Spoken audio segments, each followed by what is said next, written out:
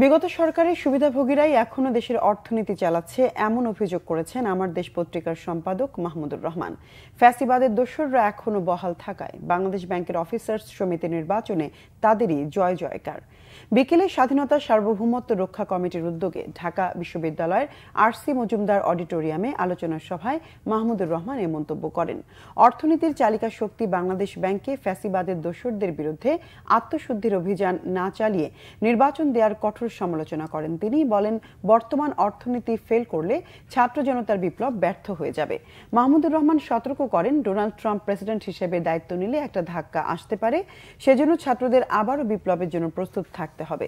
রাস্তায় ছাত্রদের আন্দোলন বিপ্লবকে ক্ষতিগ্রস্ত করছে বলেও মনে করেন আমার দেশ সম্পাদক। লাভজনক না হলে দিল্লিকে দেয়া ট্রানজিট সুবিধা বন্ধের দাবিও জানান তিনি।